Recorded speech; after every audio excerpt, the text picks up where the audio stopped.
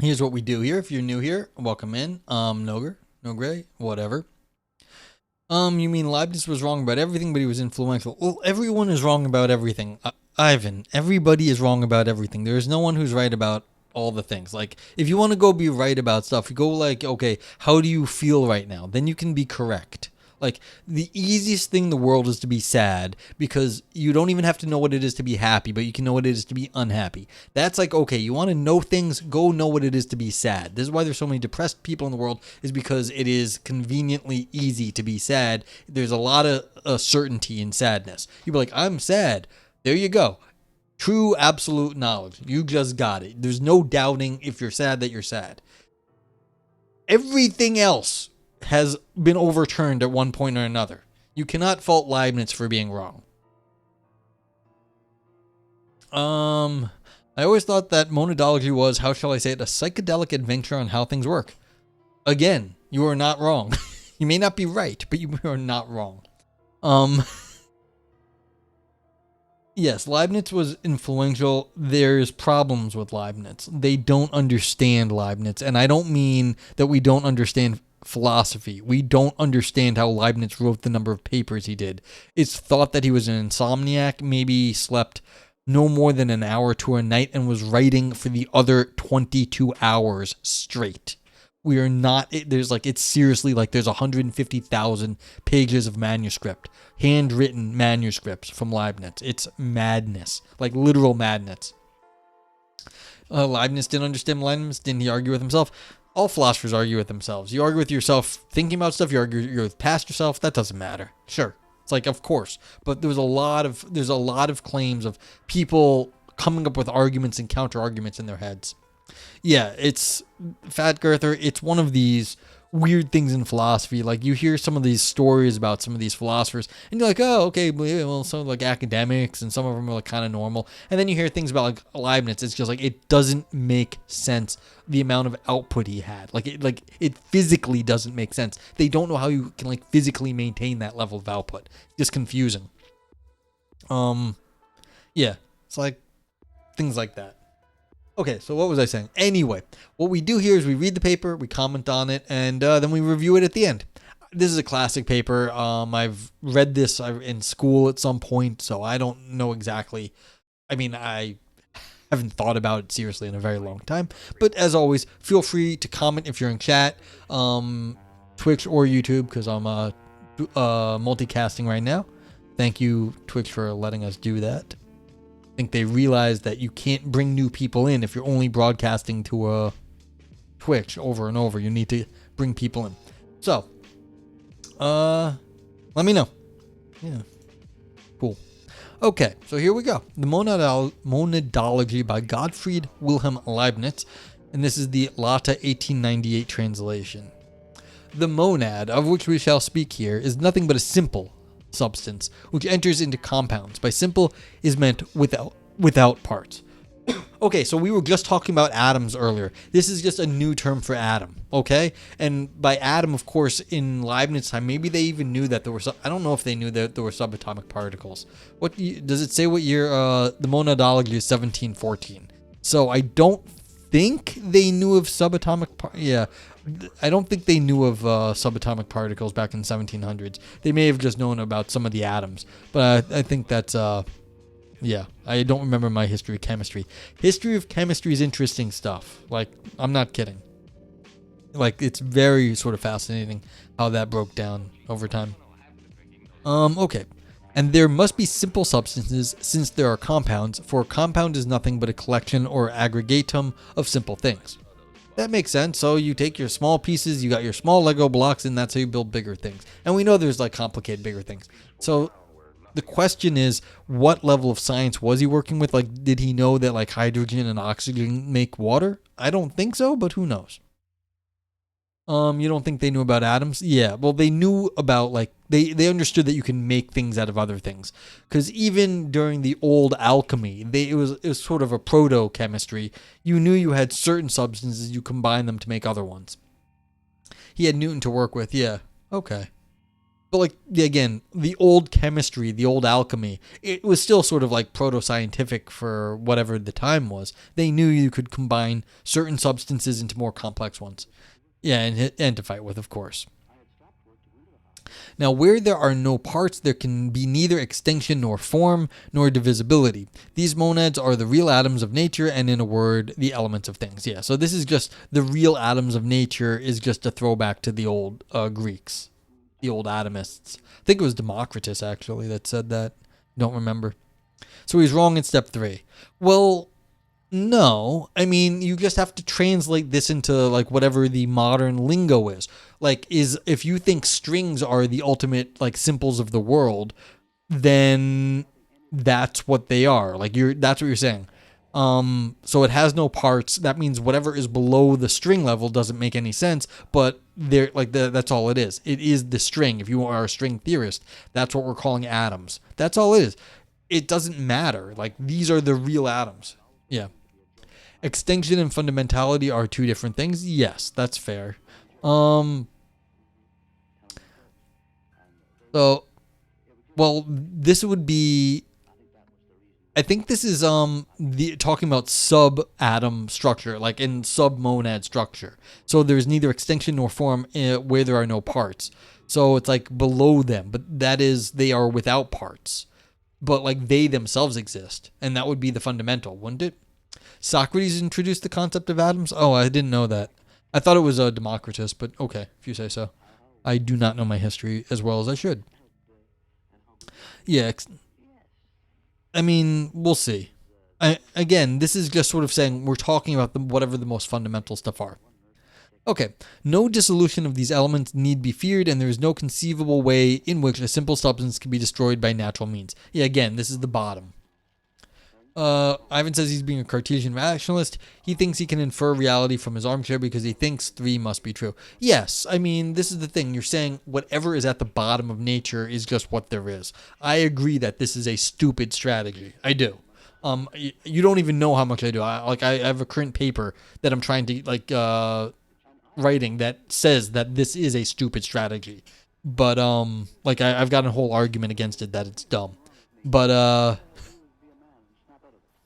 people do this all the time. They say, hey, look, whatever the most fundamental thing is. And it's hard to argue people down from saying whatever the most fundamental thing is. It's dumb and bad, but yeah.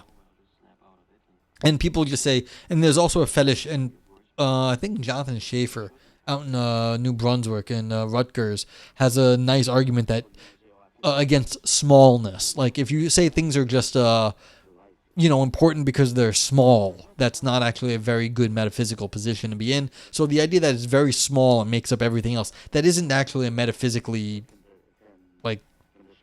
it's a little bit of there's no real reason to do that. It's a little ad hoc, a little arbitrary, a little, what's the word? Dogmatic. Okay. Yeah, so these are the most fundamental elements and they can't be destroyed. They're like the little bit, but this is just a Lego theory. You've got all the little pieces and they can't be destroyed, and then everything else gets built up out of them. All right, 5.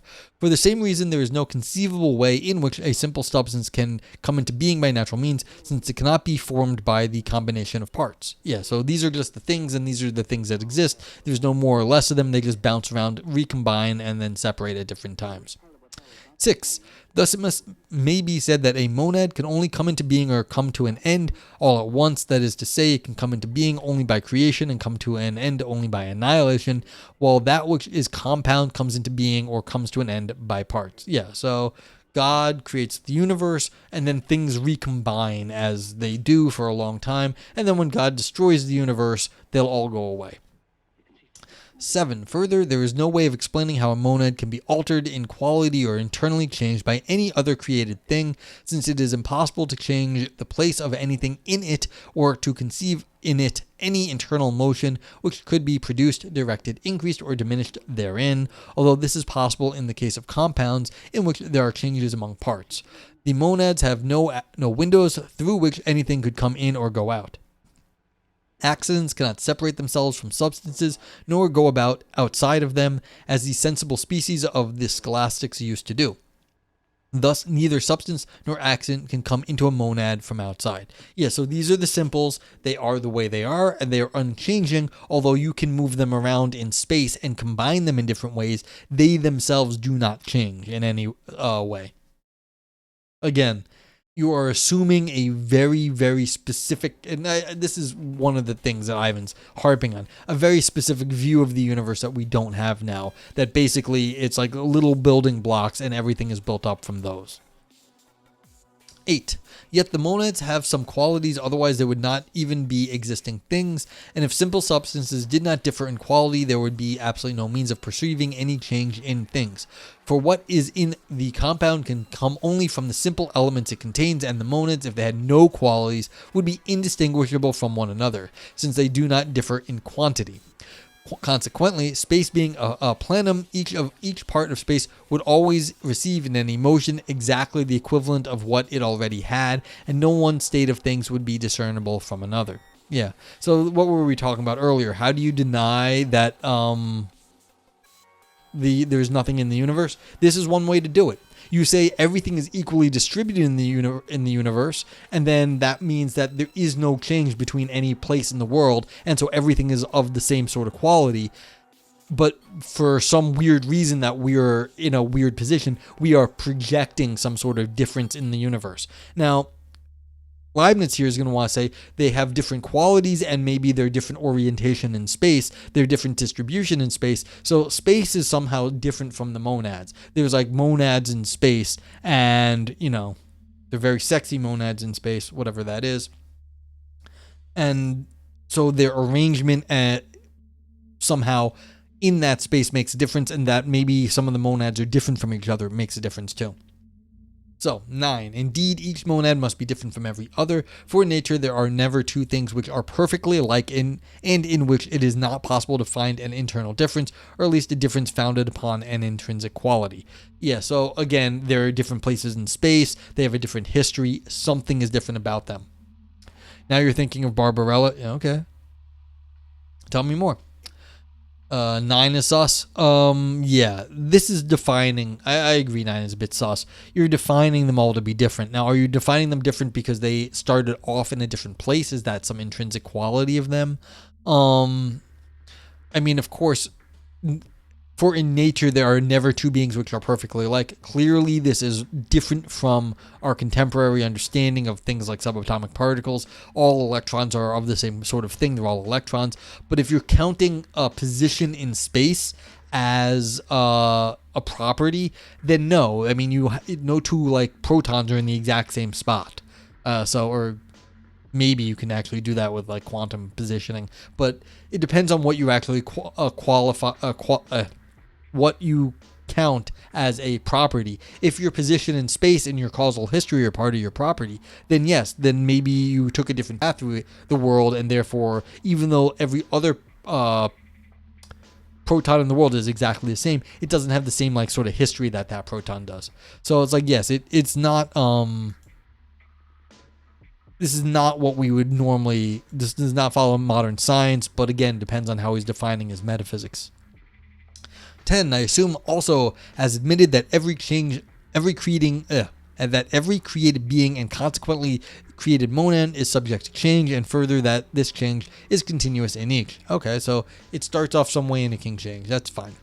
11. It follows from what has just been said that the natural changes of monads come from an internal principle, since an external cause can have no influence upon their inner being. Again, yeah, so they're simple, so there's nothing outside of them that's doing anything to them, because they are just in some sense in space by themselves, and so they have to just go.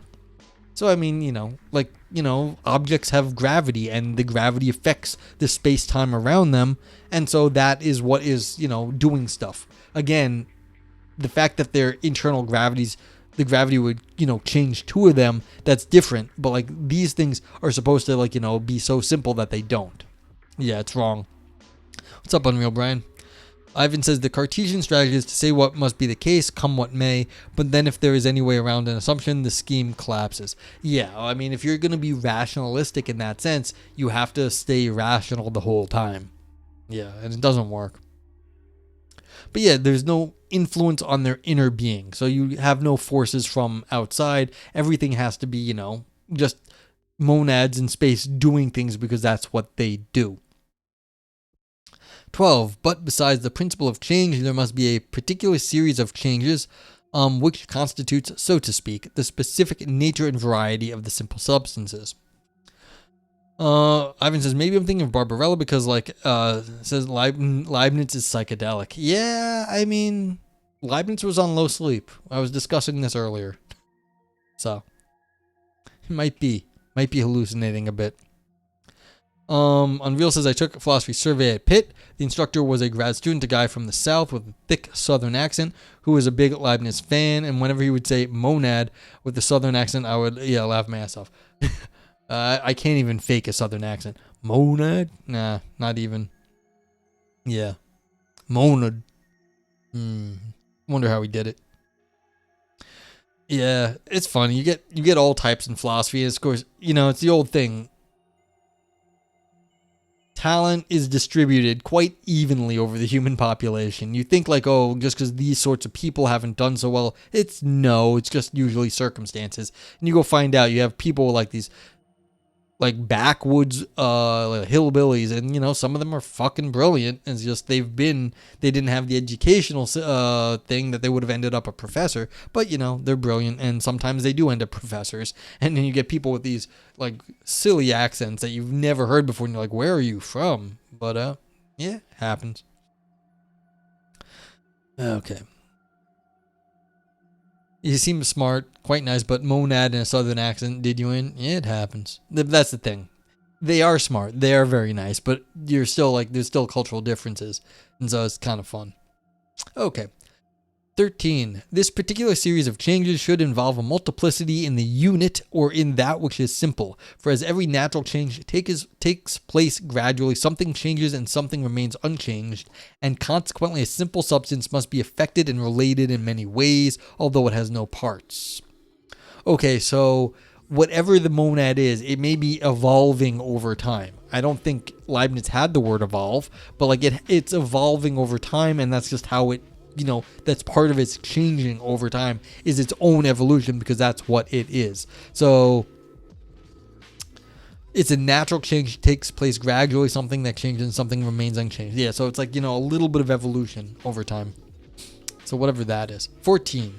The passing condition, which involves and represents a multiplicity in the unit or in a simple substance, is nothing but what is called perception, which is to be distinguished from apperception or consciousness, as will afterwards appear. In this matter, the Cartesian view is extremely defective, for it treats as non-existent those perceptions of which we are not consciously aware.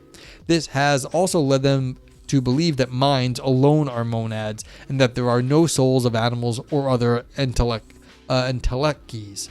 Thus, like the crowd, they have failed to distinguish between a prolonged unconsciousness and absolute death, which has made them fall again into the scholastic prejudice of souls entirely separate from bodies, and has even confirmed ill-balanced minds in the opinion that souls are mortal. Yeah. So, the monads have a perception. They, I guess, somehow... I don't know what this perception is versus apperception and consciousness. You'll have to describe it. But I guess he's accusing Descartes of putting the soul as a monad, the thing that's the one thing in the universe. And he's saying, no, everything is like this. So I guess you could say this is sort of a universal perceptive object theory. Everything has perception. Okay. The activity of the internal principle which produces change or passage from one perception to another may be called appetition. It is true that desire, the appetite, cannot always fully attain the whole perception at which it aims, but it always obtains some of it and attains new perceptions. Okay, so as something evolves over time, it is interacting with the world in a certain way. That's its perception, how it interacts with the universe, because it is traveling through the universe and it's evolving over time through some sort of internal principle of evolution. And then the way in which it goes from one change to another is the appetite. It has to go from like here to there and has like an appetite for the next stop, whatever that step or stop is in its evolution. 16. We have in ourselves experience of a multiplicity in simple substance when we find that the least thought of which we are conscious involves variety in its object. Thus, all those who admit that the soul is a simple substance should admit this multiplicity in the monad, and Mbale ought not to have found any difficulty in this, as he has done in his dictionary article Rovarius. What the fuck? We have in ourselves experience of a multiplicity in simple substance when we find that the least thought of which we are conscious involves a variety in its object. Okay, so if you think your soul is complicated and has an experience of multiplicity in simple substance, then you are confused because you have like confused your simple substance with something that is a multiplicity. Okay. Moreover, it must be confessed that perception and that which depends upon it are inexplicable on mechanical grounds, that is to say, by means of figures and motions. And supposing there were a machine so constructed to think, feel, and have perception, it might be conceived as increased in size while keeping the same proportions, so that one might go into it as into a mill. That being so, we should find on examining its interior, find only parts which work one upon another, and never anything by which to explain a perception. So this is the first philosophical zombie right here. We've got a robot. This is a robot and there are no perceptions. So we've got this is a philosophical zombie theory right here. Thus it is in a simple substance and not in a compound or in a machine that perception must be sought for. Further, nothing but this, namely perceptions and their changes, can be found in a simple substance. It is also in this alone that all the internal activities of simple substances can coexist. Green sweater is a multiplicity, I guess. Yes, multiplicity. A lot of stitches. A multiplicity of stitches. Yeah. So, okay, so this is interesting. You've got well, clearly we have consciousness, therefore we must be a substance in terms of monads, which is evolving through time and has different appetites in the way it perceives the world. That's what it is to perceive, is to have these appetites glomming onto different ways of going in the world. And clearly we're not robots, because if we were robots, they wouldn't be made of simple substances, but of like, pieces of things, but those pieces have no appetites in themselves because their mechanical motion is not a self-driving, internally motivated thing that has perception inherently. Amir Brian says Leibniz wrote up a description of a calculating machine and also collanged logical language, beep, boop. Yeah, so, yeah. Okay, so like I don't think he made one, but I think I think I've heard that he drew up a diagram for a calculating machine. So he did think about this sort of robot and how it lacked a soul. I mean, this is just, early philosophical zombie theory, which is way more interesting than our current ones. 18. All simple substances or created monads might be called entelechy, for they have in them a certain perfection. They have a certain self-sufficiency, which makes them the source of their internal activities, so to speak, incorporeal automata. Yeah, so this is the unmoved mover. You have a soul, and it sort of has everything in it that it already needs to perceive the world in the right way, and that is what's doing all the work. The body, I guess, would be just your mecha meat suit, and but like that's the thing. So your soul actually is doing the perceiving. The body's a mecha meat suit. Without that, you're a zombie. Okay, and the fact that you have like a monad, the monads are actually, that's the way they're working. Yeah, seems okay. More of a conceptual thing than actual blueprint. Yeah, I think Pascal may have had the first attempt at an actual adding machine. I'm not sure. It was called the Pascaline. I don't know if he actually made it. I think he may have made a partial working one. May not have been an actual working Pascaline, but it's, yeah, around this time. If we were to give the name of soul to everything which has perceptions and desires in the general sense which I have explained, then all simple substances or created monads might be called souls. But as feeling is something more than a bare perception, I think it right that the general name of monads or entelechies should suffice for simple substances which have perception only, and that the name of soul should be given only to those which perception is more distant and accompanied by memory. Okay, so you have to have more working for you if you have a full soul, but the perception actually is can be distributed to all things, to all simple things. Okay. 20. For we experience in ourselves a condition in which we remember nothing and have no distinguishable perception, as when we fall into a swoon or when we are overcome with a profound dreamless sleep. In this state, the soul does not perceptibly differ from a bare monad, but as this state is not lasting and the soul comes out of it, the soul is something more than a bare monad. Bare, we are not the same all the time, so we have to be more complicated. 21. And it does not follow that in this state the simple substance is without any perception. That indeed cannot be for the reasons already given, for it cannot perish and it cannot continue to exist without being affected in some way, and this affection is nothing but its perception. But when there is a great multitude of little perceptions in which there is nothing distinct, one is stunned, as when one turns continuously around in the same way several times in succession, whence comes a giddiness. Oh, so he's talking about being dizzy, which makes us swoon and which keeps us from distinguishing anything. Death can for a time put animals into this condition. Yeah, so if you get yourself disoriented, then you can't figure out what's going on, and you can't distinguish anything. But that's an unnatural state compared to your natural state when you can distinguish things. Yeah. Okay. I came in late. He has talked about a windowless monads. Yes, yeah. That was in the very beginning, saying that once you get to the monad, you can't go any lower. There's no window to look inside them. Hey, Lumpy, how you doing? I'm okay. I'm just sort of chilling. I don't have a whole lot of I don't feel like I have a whole lot of brains right now, but whatever, we're going. Yeah, actually, I feel like I have a lot of brains. I'm just distracted at the moment. I mean, distracted generally, not in the moment. A little distracted. I had a egg cream today. Anyone here know what an egg cream is? You have to be kind of New Yorkie to know that. So my buddy was like, "Oh, I've been going to this diner and they have egg creams and they're good." So I go over there with him today and, during lunch, and they were good. I haven't had a good egg cream in a while.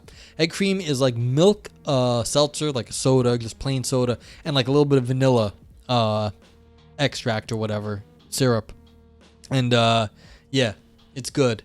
And I haven't had a good one in a while. I may have to go back there and just, become fat eating sugary drinks. Yeah. Okay. It was good. And being from New York, I had them when I was a kid. I haven't had them since. Okay, 22. And as every present state of a simple substance is naturally a consequence of its preceding state in such a way that its present is big with its future. That's fun. O'Brien, one of your coworkers, is into egg creams. It sounds kind of nasty, but whatevs. Of course, it's made with Vernors. Oh. Yeah, so you're using whatever Vernors are. Is that your special syrup or whatever? I don't know. Detroit syrup? I don't know. 23. Oh, yeah. It's a ginger ale. Oh, don't use ginger ale. It's not supposed to be with the ginger ale. Eesh.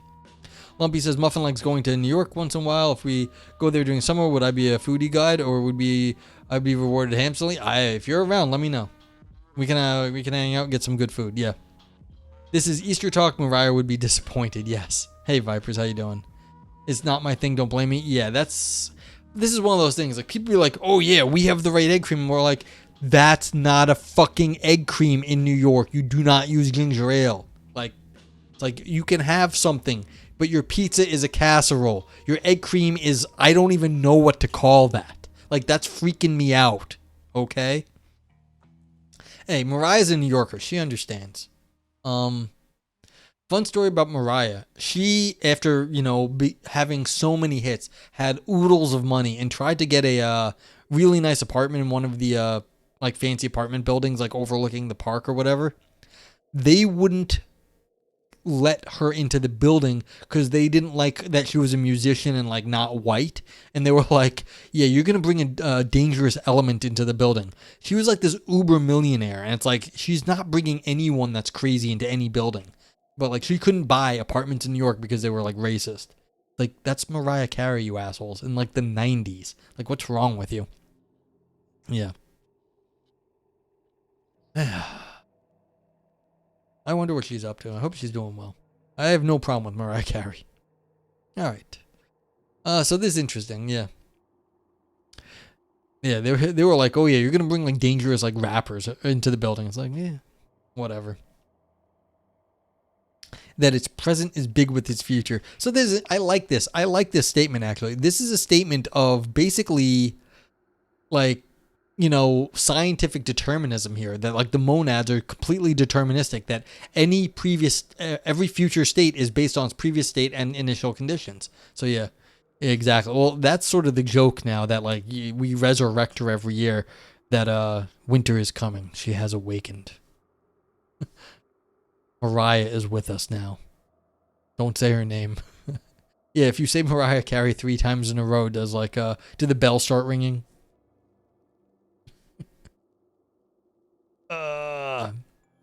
And as, on walking from stupor, we are conscious of our perceptions. On waking from stupor, not walking. Waking from stupor, we are conscious of our perceptions. We must have had perceptions immediately before we awoke, although we were not at all conscious of them. For one perception can, in a natural way, come only from another perception, as emotion can, in a natural way, come only from an emotion. Yeah. It thus appears that if we had in our perceptions nothing marked, and so to speak, striking and high-flavored, we should always be in a state of stupor, and this is the state in which the bare monads are. 23 is dodgy. Yeah, although I'm not 100% sure it is. Weren't we just reading stuff that like the mind somehow does stuff that, before we know about it? So, like, on waking from stupor, we must have had perceptions immediately before we awoke. So like the conscious, although we were not at all conscious of them. So isn't that kind of like saying, your brain's doing stuff before you realize it? Spontaneous things are fine unless you're already smuggled in the PSR. Yeah, but I mean, if you already smuggled it in, then that's different. What do we got here for us? Unreal? Wiki.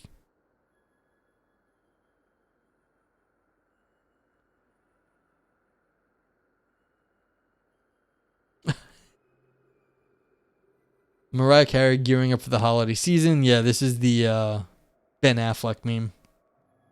It's like, why? Yeah. You ate a large dinner, but I could devour an elephant? Well, says. I mean, I don't know what you mean by spontaneous here in 23. I don't see anything spontaneous there. So I'm confused as what your complaint with 23 is. Specifically. I mean, if we get to the principle of sufficient reason, yes, but he already assumed that. Basically over here, maybe in 22. So like, as every present state is of a simple substance, is naturally a consequence of its preceding state in such a way that it is big with its future. So that means basically the future is determined on like the state of the universe, the initial conditions, and how things are now. Like, where are you? So this is already giving you everything is already determined right here. This is a 22, not 23. Maybe that's what you meant. So yeah, right here, this is the thing. So it's a very deterministic sort of thing, and that's okay. I mean, a deterministic universe is what quite many people have anyway. I mean, if you added in probability to this, then you'd have a much more contemporary view. But if you knock out probability, then you're not too far off, I guess. All right, but we're on 24. It thus appears that if we had in our perceptions nothing marked... Oh, no, I said this, right? Yeah. So yeah, we'd be in a state of stupor, and this is what the state of bare monads are. Yeah, so they're simple perceptions, but they don't have any memory to them, and so they're just in like sort of a stupor, wandering around. More reactive, I guess you could say, no memory, as Leibnez mentioned earlier. 25. We see also that nature has given heightened perceptions to animals from the care she has taken to provide them with organs, which collect numerous rays of light or numerous undulations of the air in order by uniting them to make them have greater effect. Something similar to this takes place in smell, in taste, and in touch, and perhaps in a number of other senses, which are unknown to us. And I will explain presently how that which takes place in the soul represents what happens in the bodily organs. Viper says, thank you for the follow, Blueberry.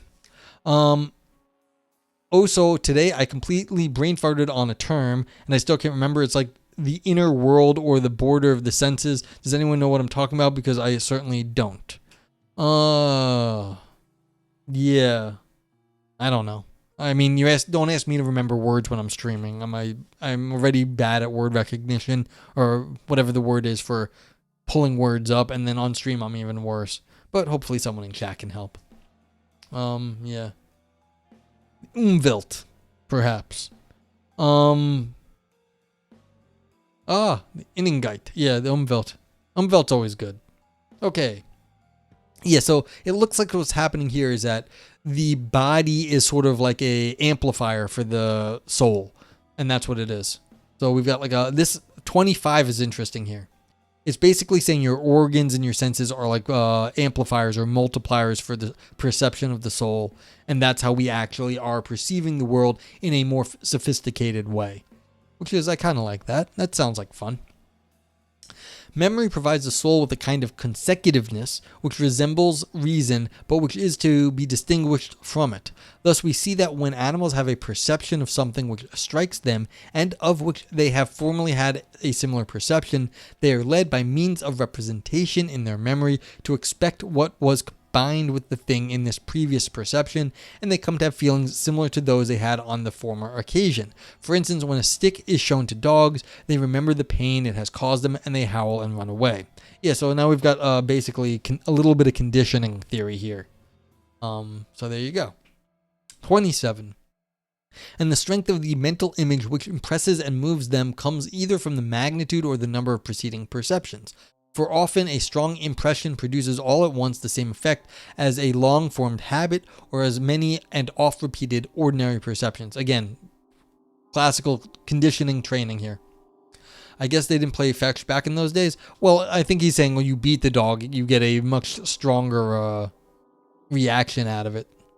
Not surprising.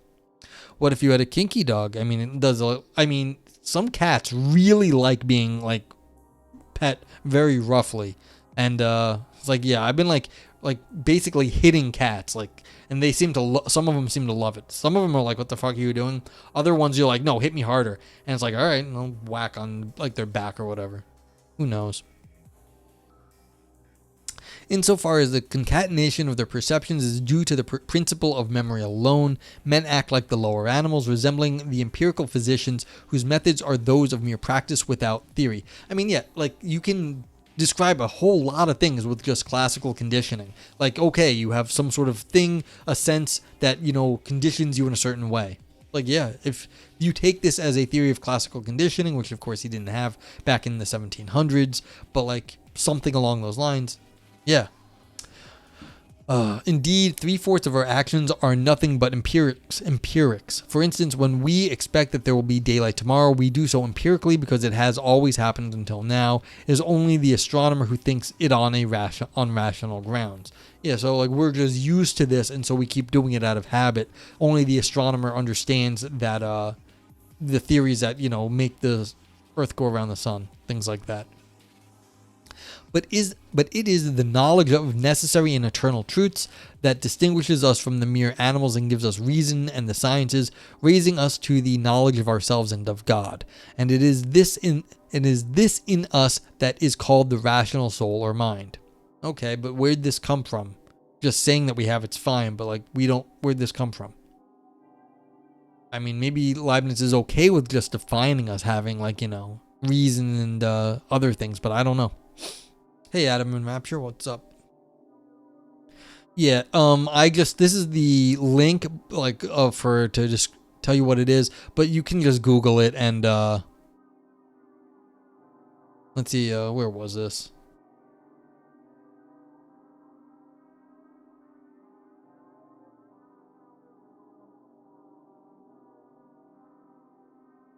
Yeah, so there's the link. You're interested in Leibniz monadology.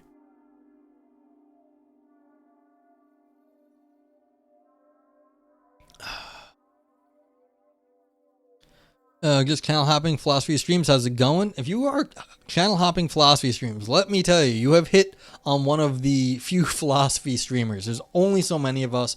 And I really suggest if you're interested in this sort of thing, then you hang out with our buddy Aristotle. The first link on this, he's a professor of ethics and ancient philosophy. He does Ask Me Anything streams, and they are very entertaining. He entertains many, many different sorts of ethical dilemmas and questions.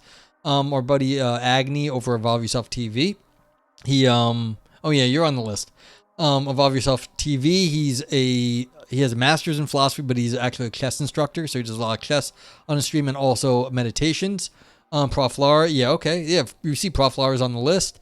Ask a Philosopher is a group thing. There's also a Dr. No Way, who we don't hang out as much with, but he's got a doctorate and he does epistemology. He's not on this list. Then our other friends, Ann Fernal is a sociologist, variety streamer.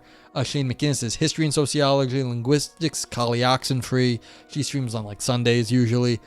Chemistry, Lumpy Dragon Potato, as you see in the chat, and also Globus the Elder, who's our buddy who does AI and like sort of like politics and news.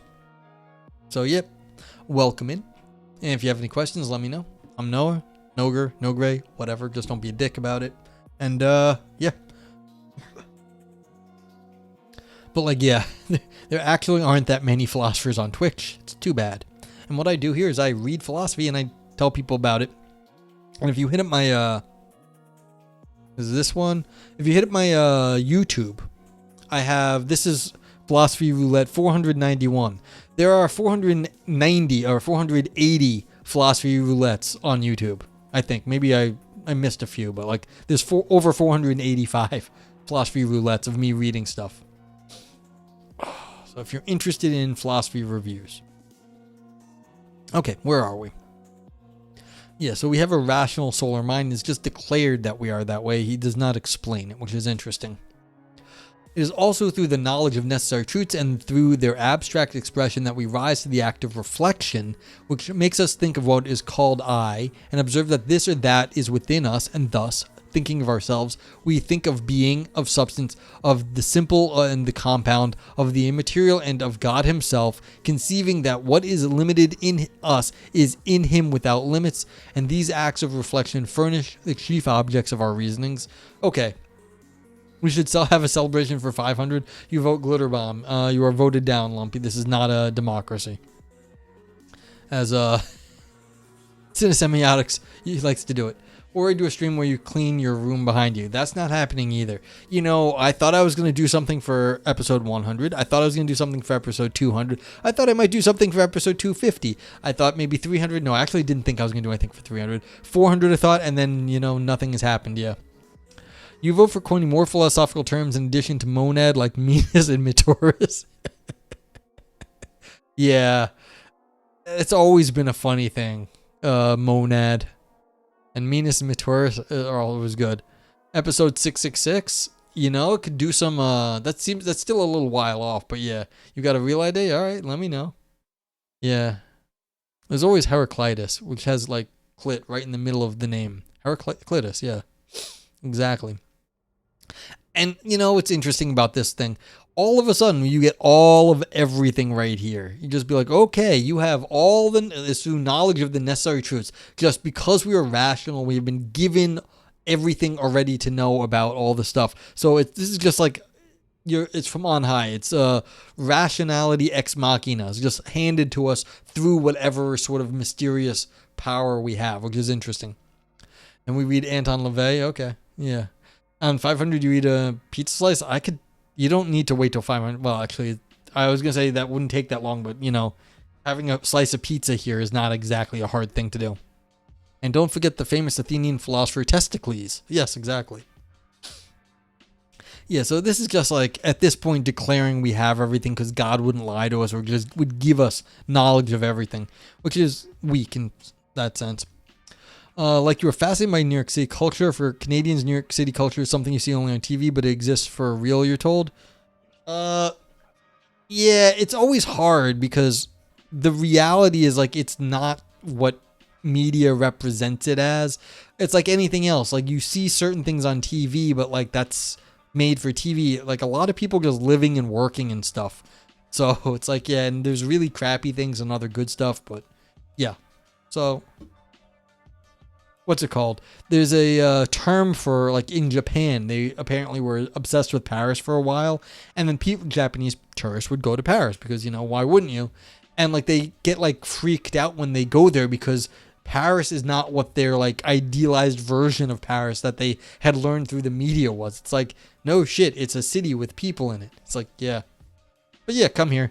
And I will say that if you come to the Bronx, you can get a bit of a Bronx culture shock. Yeah, Paris syndrome, exactly. Thank you, Vipers. Yeah. You're only interested in quirky New York City food places? Well, there's plenty of those. People do obsess over that stuff too. Like me, I go to the same place for dumpling noodle soup every week. And I found this place because I wander around and look at places. I don't read reviews like normal humans, or I do, but like rarely. I was just going around looking at places and like trying to find what looked like would have the best dumpling noodle soup. And I've been going there, and it turns out that place was really good. It was really highly rated. It got in some tourist things, and now like all sorts of people go there. But it's like, yeah. Woo's Wonton King. Woo's Wonton King.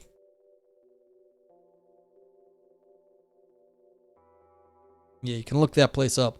And you can go, and one of the fun things about New York, you can also you get all the cleanliness health inspections are on like a website, and they were not doing so well for a very long time, and then they had to clean their act up. Unreal says, I imagine it was kind of like your experience with Chicago. Normal people leading normal lives, but a lot more diversity of people and of things to do than you'll find in a small town. Yeah, that's definitely accurate. So yeah. Okay. 31. Our reasonings are grounded upon two great principles, that of contradiction, in virtue of which we judge false that which involves a contradiction, and true that which is opposed or contradictory to the false. Okay, so Leibnez has a theory of what is false, and then what is contrary to that is the true. That's fine. Ever been in Tom's Restaurant? Is that the place from Seinfeld? If so, I think then yes. I have been there. I went and got a milkshake from them once. Yeah, I think that's right. The Seinfeld diner. All right, 32. And that of sufficient reason, in virtue of which we hold that there can be no fact, real or existing, no statement true unless there be a sufficient reason why it should be so and not otherwise, although these reasons usually cannot be known by us. It was on Seinfeld, was also apparently Susan Vega's Tom's Diner was based on. Oh, I had no idea it was the Susan Vega Diner. That's kind of cool. Yeah, I was walking by there. It's not far from Columbia University. And I had been walking by there for some reason, and I was like, screw it, I'm going to go there just to say I went. And it was an overpriced chocolate milkshake I got, which was fine. It was just overpriced. And it was just kind of normal dinery. But that was interesting. I was telling, yeah, I can't say. I'm not going to try. But I actually got an egg cream. I was saying earlier on stream that there was a local diner that made a good egg cream, and my buddy at work told me about it. I went there today and got one with him, and it was good. And he had to pay for it because he owed me fucking favors. So I got a free egg cream today. It was good. There are also two kinds of truths. Those of reasoning and those of fact. Truths of reasoning are necessary and their opposite is implausible. Truths of fact are contingent and their opposite is possible. When a truth is necessary, its reason can be found by analysis, resolving it into more simple ideas and truths until we come to those which are primary. Yeah, so I guess this is talk about like deductive logic versus the way the world is. The world may have been otherwise. Like it may have rained today, might not have rained today. That would have been possible. But like, yeah, truth of fact are contingent that it did rain today or didn't. Like it could have been otherwise. But like a thing that's true, like, how you feel right now, if you feel happy, then like it's kind of like you can't deny that's how you feel. And so that's something of like you could feel otherwise, but that you believe something or whatever, that is necessary that you understand that. Like you see it, like you see a color. Is it necessary? You could have seen some other color, but that you believe that you see that color is not. That's a necessary truth. That is what you believe because you know that thing. And that'd be a derivation that like, oh, I believe this, therefore this is what I believe. That'd be just contradictory to deny it. Okay. It is thus that in mathematics, speculative theorems and practical canons are reduced by analysis to definitions, axioms, and postulates. What's the thesis behind this list? This is Leibniz's metaphysics. This is called the Monadology. He derives the entire universe in, a few pages is what he does. So it's a whole system.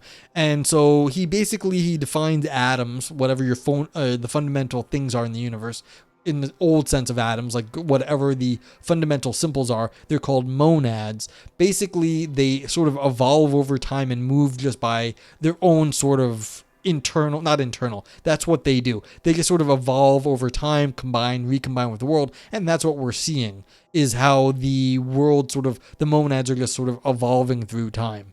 And so you've got I guess you could say block universe, a growing block, and it just sort of evolves through time, and we're there, and like our body sort of amplifies the natural ability of monads to just perceive the world, and then we also are given through whatever our faculties are more ability to like reason and think.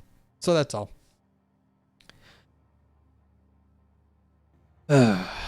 Okay, in short, there are simple ideas of which no definition can be given. There are also axioms and postulates, in a word, primary principles, which cannot be proved and indeed have no need of proof, and these are identical propositions whose opposite involves an express contradiction. Okay, so basically, you can reduce everything in math down to some axioms, and those should just be given by the state of the universe somehow.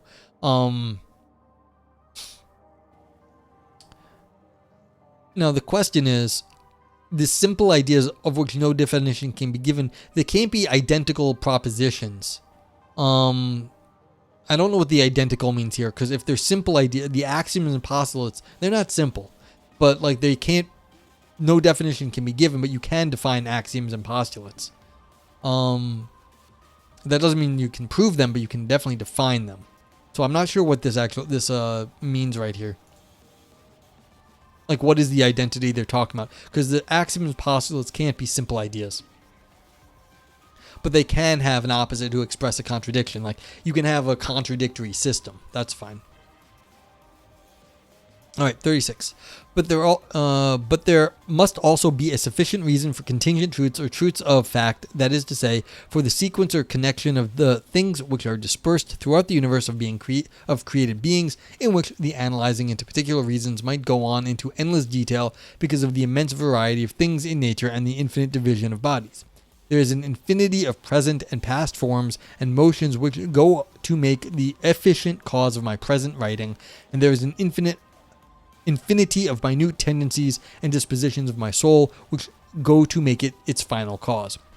Yeah, so you've got all the things in the universe that have sort of congealed or like come together in you and make you the way you are, and that's how they come together, all the little monads that make you up and your particular soul, and that your body then kind of does this. The minute tendencies and dispositions of your soul are the very specific combination of monads, the atoms of the universe. And as all this detail again involves other prior or more detailed contingent things, each of which still needs a similar analysis to yield its reason, we are no further forward, and the sufficient or final reason must be outside of the sequence of series of particular contingent things, however infinite the series may be. Yeah, so we've got a block universe, a growing block universe. So you've got one time slice, all the monads move forward to the next time slice, they evolve slightly. That's you, or like a universe there. But the whole thing is that whole thing had to be set up by God. There's something outside that. Because all of this evolution doesn't really matter. It doesn't matter the sequence, but like the whole thing had to be set up from something outside. Lumpy says, I was going to ask if monadology happened to justify the author's dubious choices like so many philosophical systems, but Wikipedia has a paragraph on how he was a nice person. Well, Leibniz was a nice person? I didn't know that, That's kind of cool, though. I didn't think he was mean, but I didn't know he was nice. This was his big Leibniz energy. The big nits energy. Let's see. What do we got?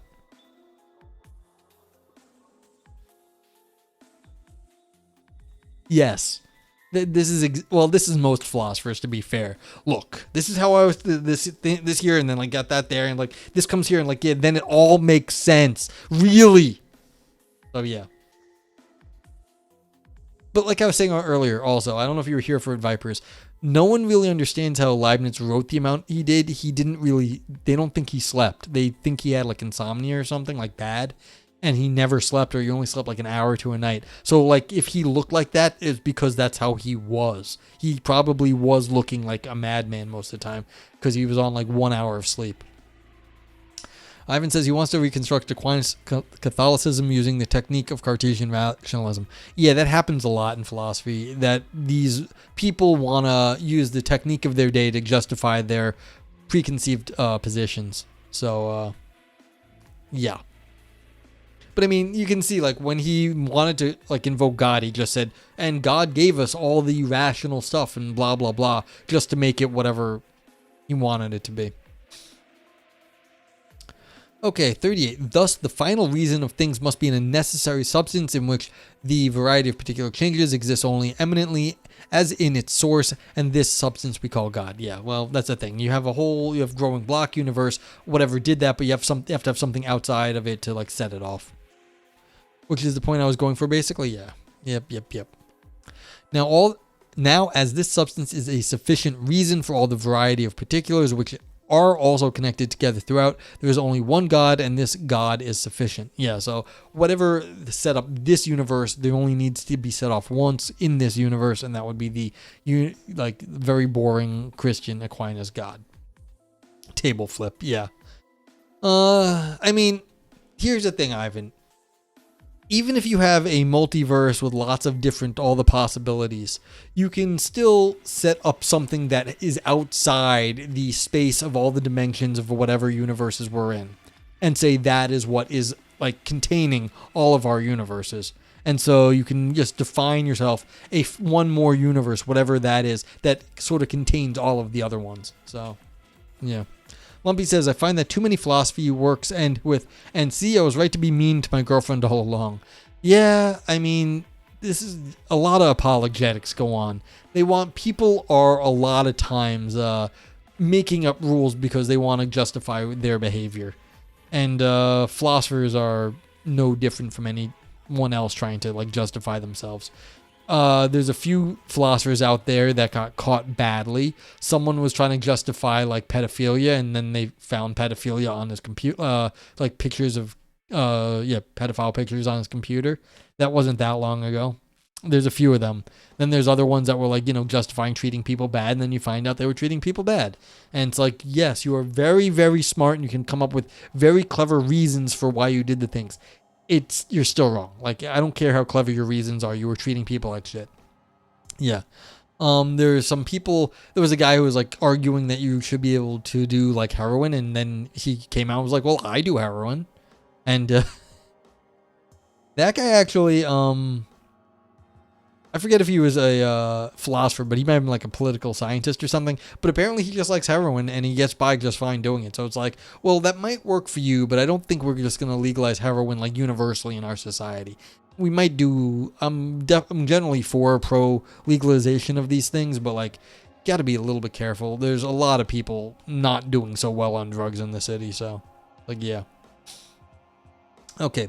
We may also hold that this supreme substance, which is unique, universal, and necessary, nothing outside of it being independent of it, this substance, which is a pure sequence of possible being, must be illimitable and must contain as much reality as possible.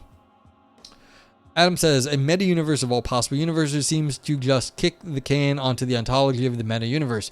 Yes, absolutely. But that one you would define as God, as the unmoved mover, as the place that kicks everything off. And it's not any worse than any other theory where this happens. And so it's like, well, you can still set up the meta universe in our current universe. I read a paper a while back now on that actually did this with like philosophical rigor, where they were talking about all like the possible worlds and whatnot, and then they found a way that they created a frame, or they sort of like encapsulated all of this. And so like I have if you look through the archives, I forget where, but like this has been done. Someone has actually done this and tried to make it like, just because you could, and the person was very reasonable. They're like, just because you could do this doesn't mean you should. I'm just saying they showed that there's a way to do it that doesn't sound completely stupid. So yeah. Unreal says, so I had a grad school friend colleague in education whose husband was getting his doctorate in philosophy. I'm very sorry for that person. This was early 2000s. They had just both come into the U.S. from an Eastern European country, being a little deliberately vague. Okay, they're Serbia. This last year, I Googled to see what she'd been up to and found that her husband, the philosopher, had been fired and arrested for having, oh God, garbage on his computer.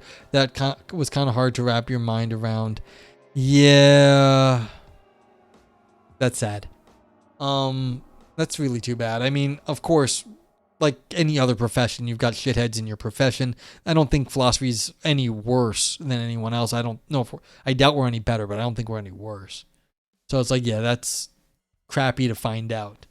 Yeah.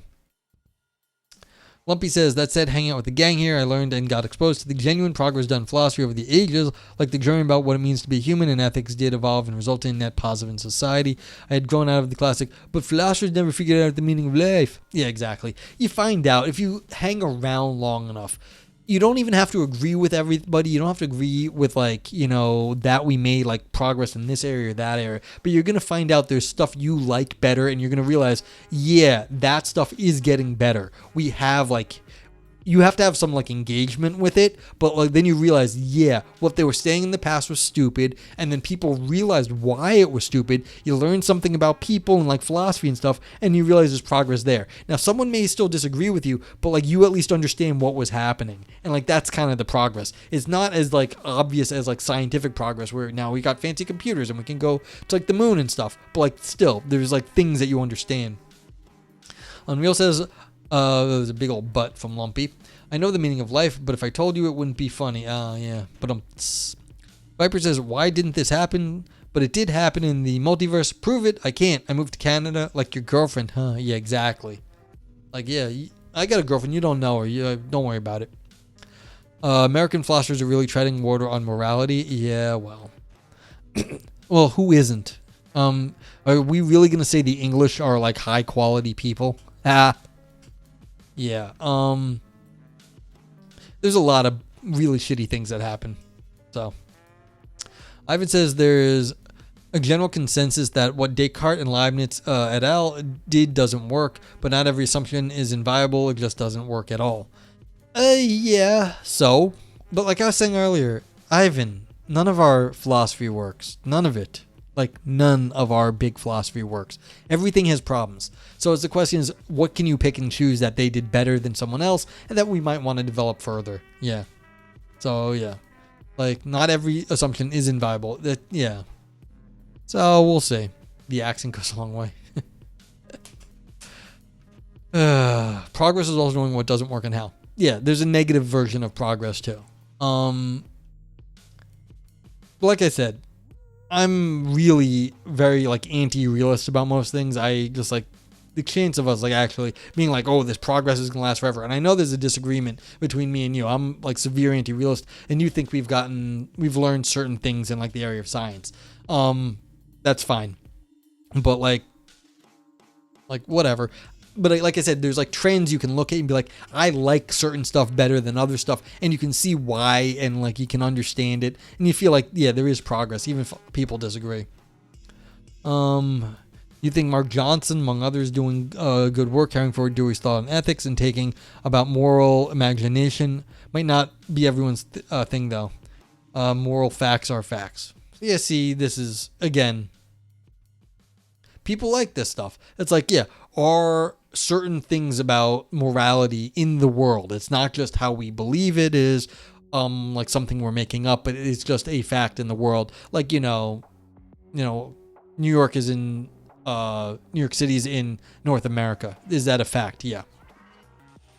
Well, no, people are anti-realist about moral things. It's like, no, this is just how we get by, and we think the morals are there, but there aren't actually facts in the world. So, apps make stuff truer. Yeah, accurate. Semiotics. So yeah.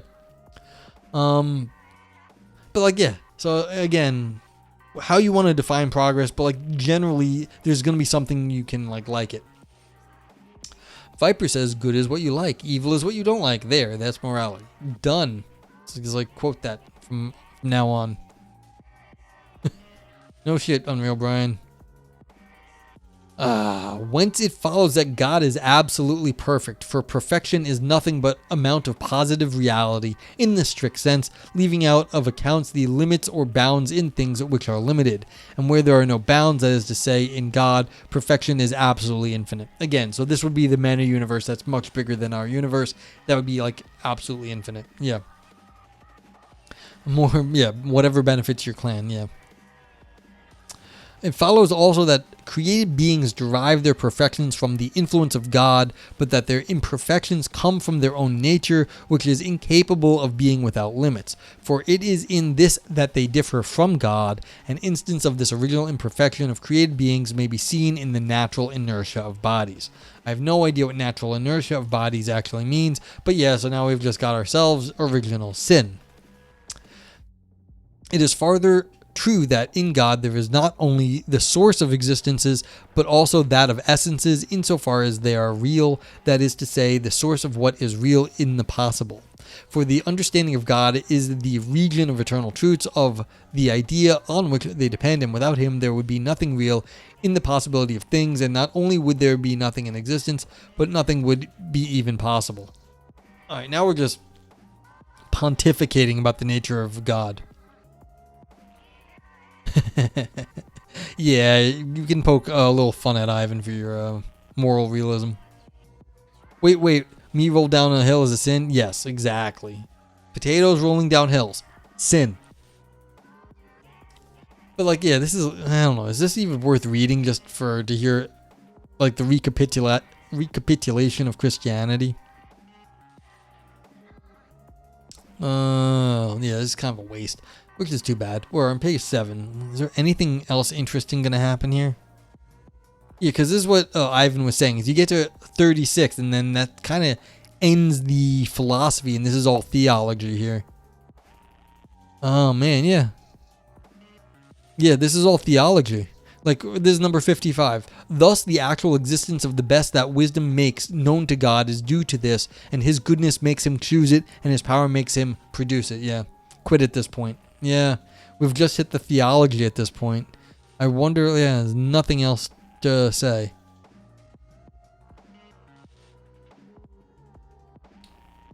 Whence it appears that in the smallest particle of matter there is a world of creatures, living beings, animals, entelechies, souls. See, this is interesting here too. Yeah. On that, you'll go to bed. Chemistry is a harsh mistress. Yeah. And you seem to like it. So what's that say about you, Lumpy? Have a good night. Thank you for being here. Anyone who does not know our buddy Lumpy Dragon Potato, drop him a follow. Let's give Lumpy a shout out. Lumpy is a chemistry, Godwald. Lumpy streams Minecraft and builds fantasy cities. And it's really cool. But he also he's a professional chemist and talks lots of different stuff. That, like, I like light BDSM and latex outfits. I mean, you know, maybe you don't, but maybe that's why you like your work. You get that there, and then you come home and you're very vanilla. That's all, whatever you like. I'm just trying to see if like there's anything of interest in the rest of this. It's too bad I don't know it. You know, there's a variety of human experience. Variety is the spice of life. You need a little spice every so often. So they always say, like, you know, the most quiet, boring people have the scariest inner lives. So it's like, that's the thing. That would color your days. Yeah. They fired a guy at work, apparently like either this morning or yesterday, I don't know. And it's like he had apparently said some inappropriate shit to some women at work, I think. I don't exactly know. They don't tell you what happens. And it's like, well, guy liked a little bit too he was known for saying, like, being a little harsh with his language. It's like, caught up to him. He liked it that way. It's like, I wonder. But yeah. Alright, so yeah, I don't know if there's anything else worth reading here. Oh, wow. Viper says, oh, that's right. I had too much coffee one night and had an idea, bothered Aris with it, but he didn't know what to make of it because there's more psychology or anthropology than philosophy being that.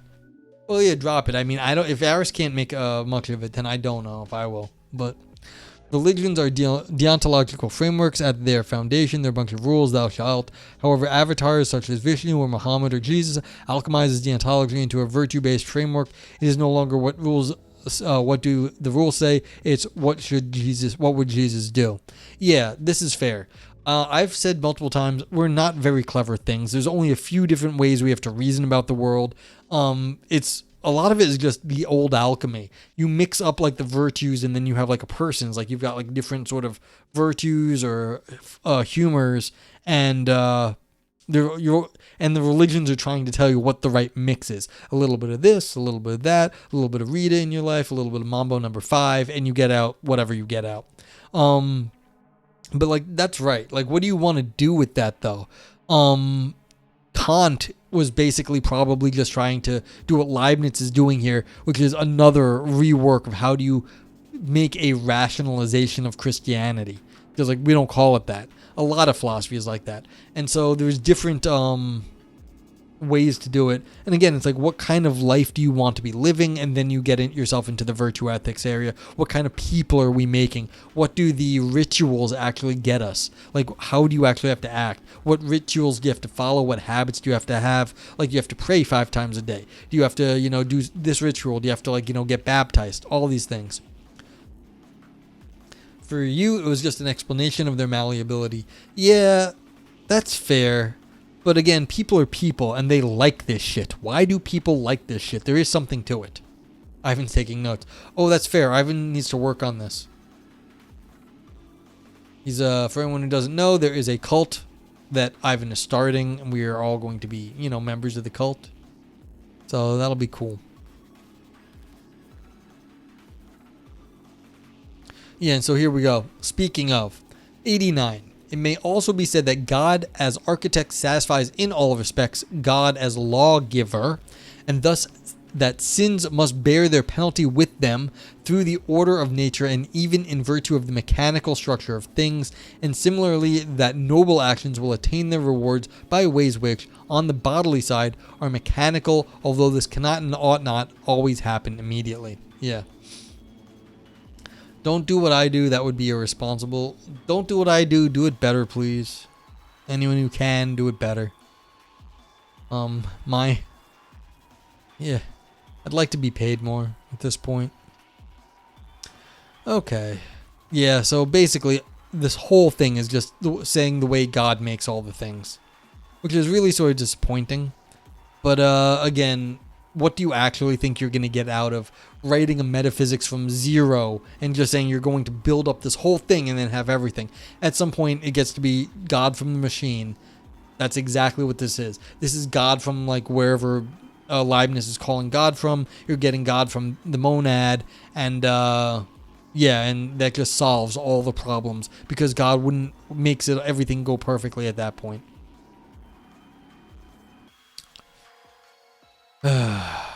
Yeah. Okay.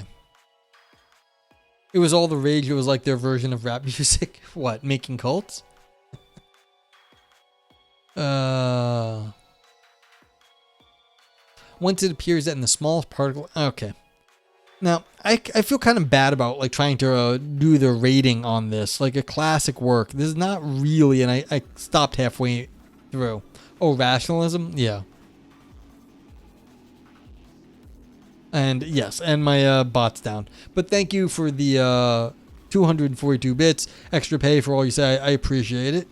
Goes into keeping me running for just a little bit longer. Let's see. Ah, shit, wrong thing. Hello world. There we go. There we go. Extra pay for all you say. There, you got your TTS out of it. Okay. Adam says, reading about a possible greatest mind doesn't necessarily have to be God's mind, but reading about what follows or entails from such possible mind could be meaningful, right? See, here's the problem when you do stuff.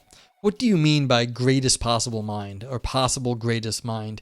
If you're starting to get into the theology of being like omnipotent, omniscient, and omnibenevolent, which is the traditional Christian God, where they know all the things, they're omniscient, they have all the power, they're omnipotent, and they are all good, meaning they're omnibenevolent, then you are really going to be, by definition, talking about a Christian God quite often. Now, if you're just looking at the concepts there, yeah, no, it's not going to follow that it's going to be necessarily God, but you can figure out stuff about the metaphysics, because there's a lot of discussions on that. But yeah. You should unionize.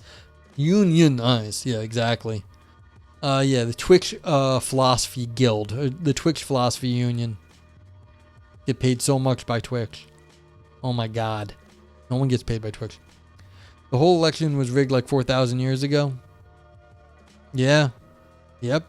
Basically, that's how it is.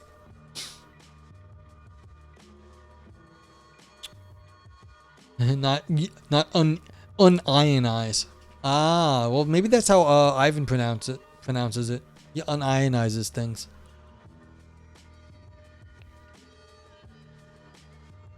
Yeah. So this is the big deal. Electing God, you mean? Yeah. Rigged. Well, the sort of monotheism, yeah, around then, that's when we're getting our big old monotheistic religions coming up.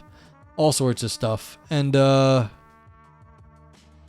like, why'd that catch on? I don't know. Like, it caught on in the West. Of course, you know, go to India. They got lots of gods.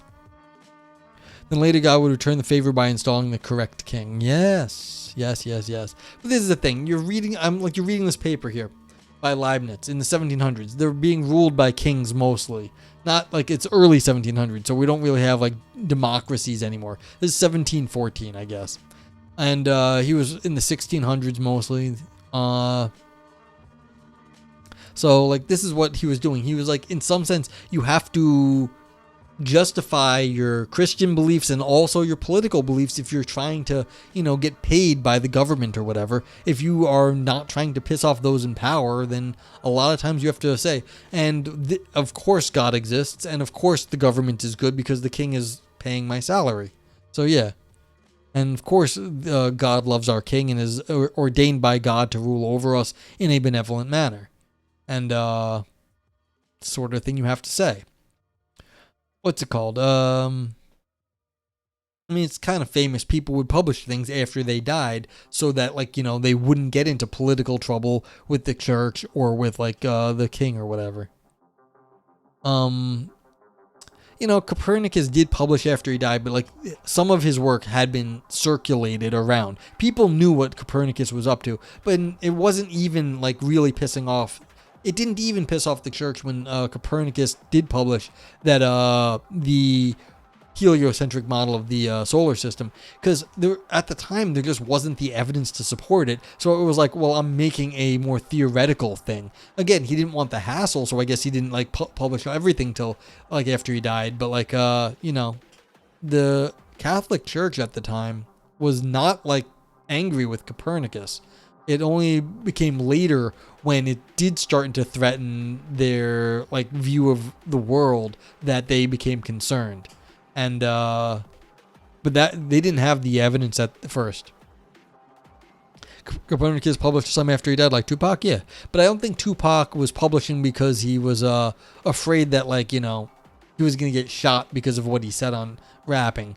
That is not why he held off on rapping. He didn't. The religion wars of the Reformation was still in everyone's mind. Interesting, yeah. So if that was a historical reason why Leibniz may have been a little bit more deferential to the ruling party, then yeah. I mean, nowadays in the United States of America, if you piss off like Trump supporters, you are in danger.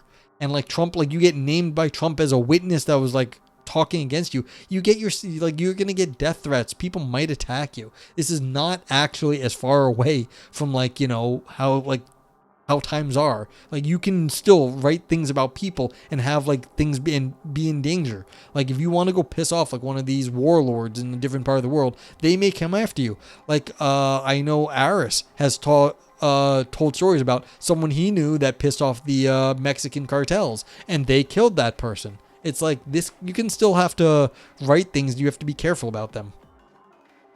41 is probably one of the most tautological articles you've read. Oh, yeah, it's like right here. Ivan says rationalism is cool, Catholicism is cool, so try this on for size. Say hello to my little friend. Okay, so what, 41. Whence it follows that God is absolutely perfect, for perfection is nothing but amount of positive reality in the strict sense, leaving out of account the limits or bounds in things which are limited. And where there are no bounds, that is to say, in God, perfection is absolutely infinite.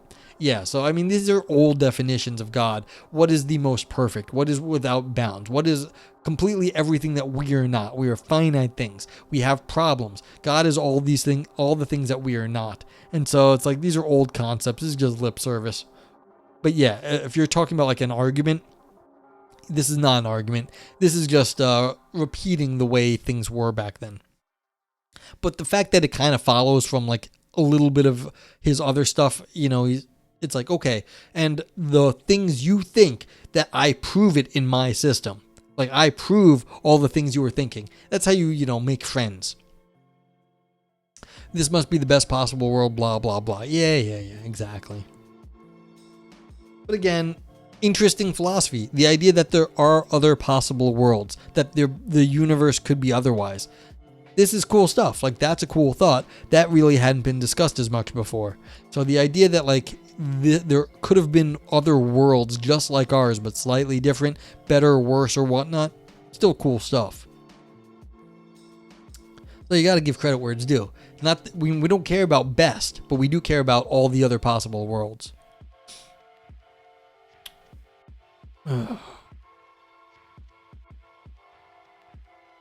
Yeah. See, again, this is like, now we're 58. And by this means there is obtained a great variety as possible, along with the greatest possible order. That is to say, it is the way to get as much perfection as possible. Yeah, so these are like all these possible things in different worlds. Yeah.